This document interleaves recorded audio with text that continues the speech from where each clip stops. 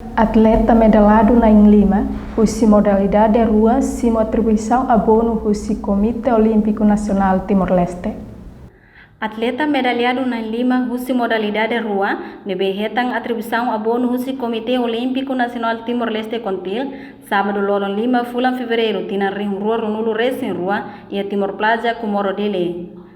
Atleta na Lima composto usi modalidade atletismo na Tolo, Macanesang Romênio Maia de Deus, medalha osang meyang rua, Roberto Soares, medalha osang metang ida muting rua, Natilva Marçal Trindade, medalha osang meyang ida humuting ida, no Federação Taekwondo na rua, Macanesang Novelia B. Fernandes, hetang medalha metang, Zelivalda Lady da Silva, hetang medalha osang metang.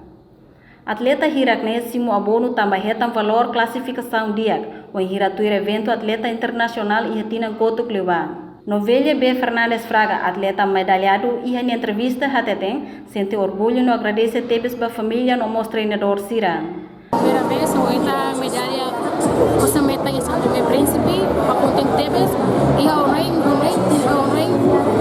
durante o treino, ao acaso, mostra enorme, o bele ba jogo e São Tomé Príncipe, o bele tá, nós, o ator, o obrigado, o ainda, a gente não ama, deve sempre suportar, mas suportar ao, nós, bahana treinador dojang transport center no bahana treinador oficial Sabia Soares bela acompanha hawa no colega lady